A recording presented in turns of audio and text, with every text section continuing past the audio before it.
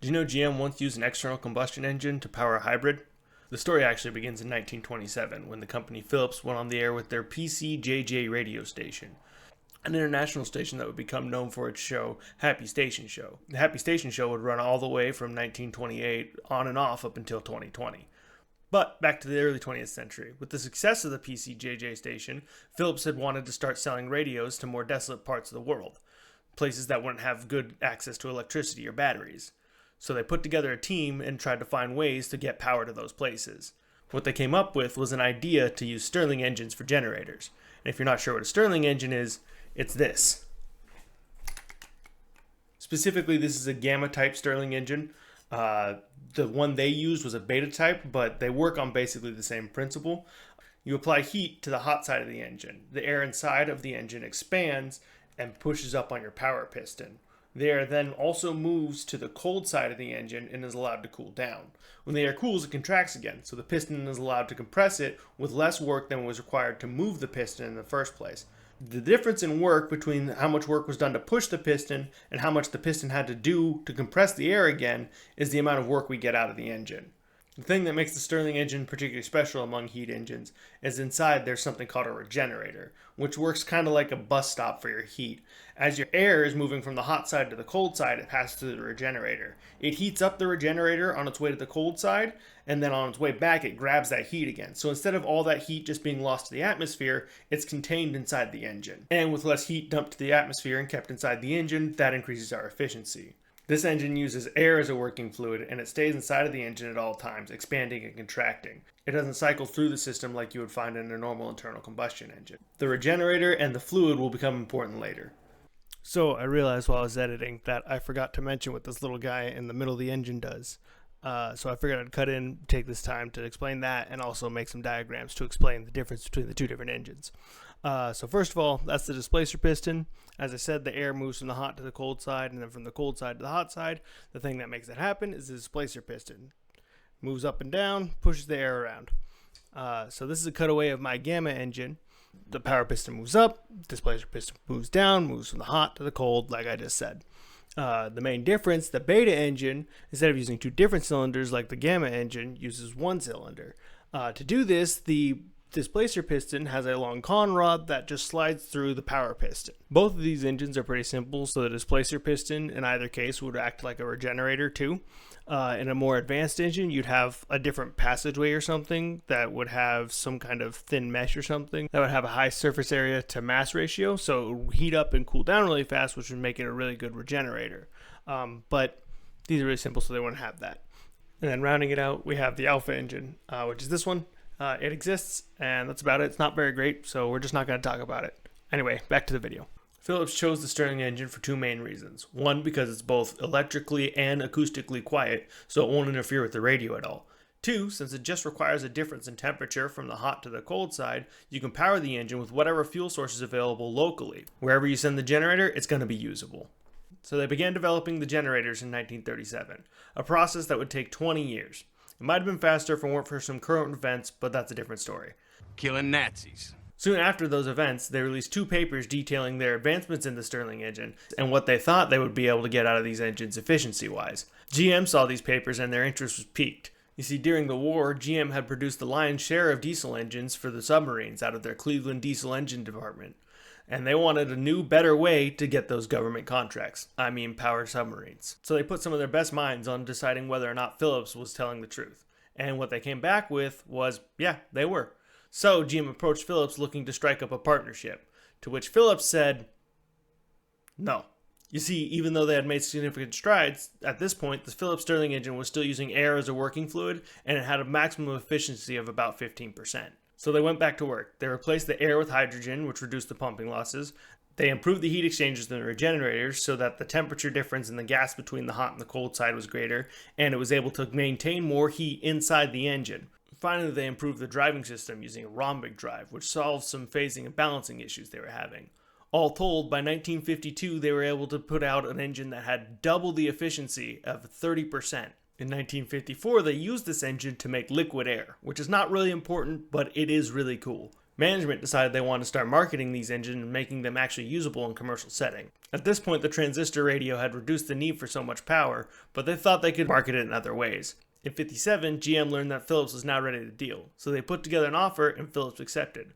But by now, GM had made all sorts of new plans for these new high-efficiency engines.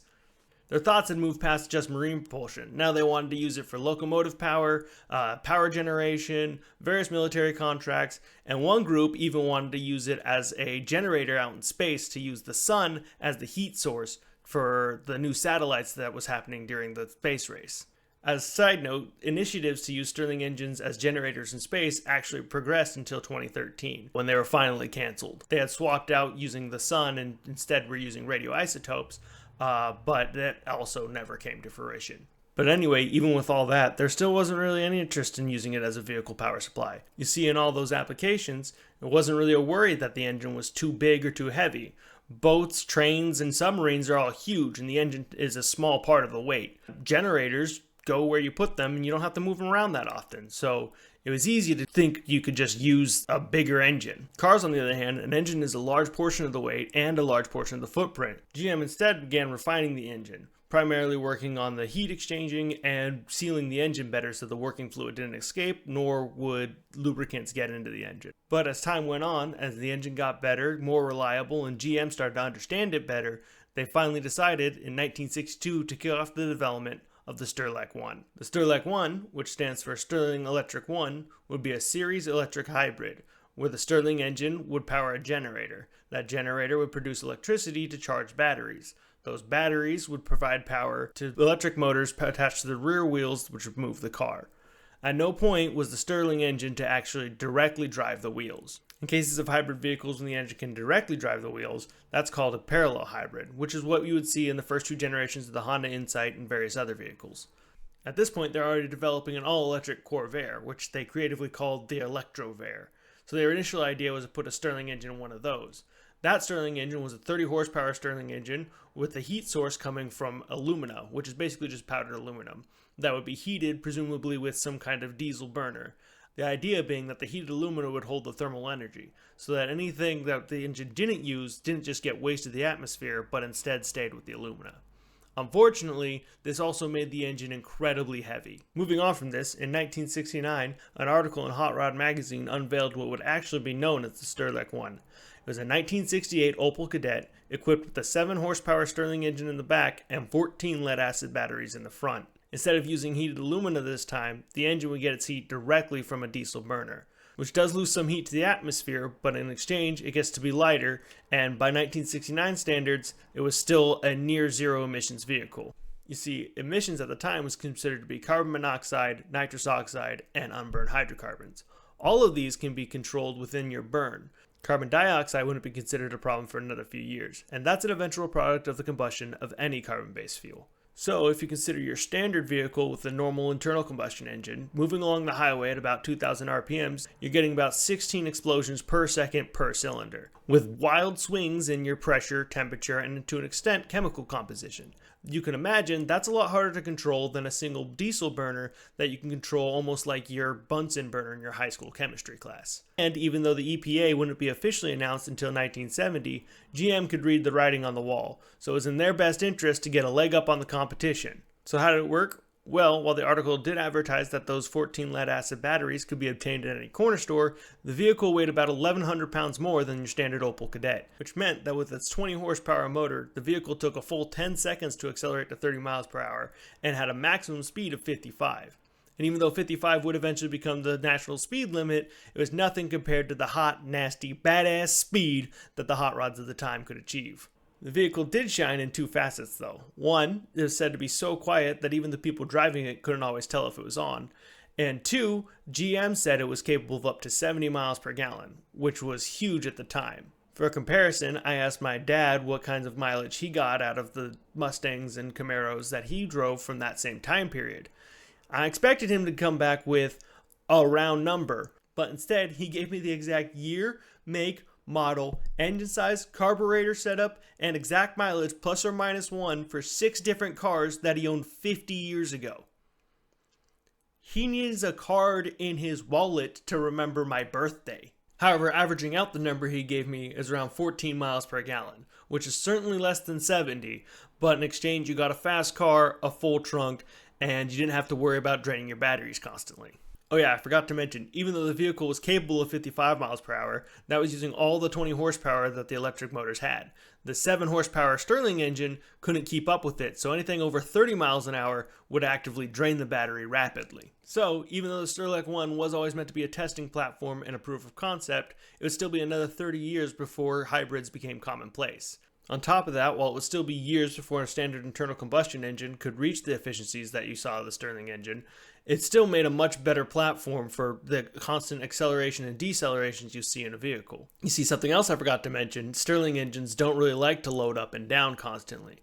In your normal internal combustion engine, if you cut fuel, spark, or air, it begins to actually have to work to keep moving. The Stirling engine, on the other hand, even if you cut the heat source, it's still going to be hot on the hot side. The working fluid inside is still going to expand and contract, and the engine is still going to produce power. Even if you braked the engine, broke the engine? Braked. Even if you braked the engine and stopped it, once you fired it back up again, it would either be producing way too much power for how fast you're going, or it would take a long time to spin back up and you would not be able to accelerate quickly. None of this really matters if you're using a constant load application like you would in a generator or for a hybrid vehicle. In the end, not much came of the little Stirling 1, aside from some papers you can find on NASA or SAE and a few pictures to prove that it really did exist. It's pretty much just lost to the annals of history. But such is the life of new developments. Sometimes you miss.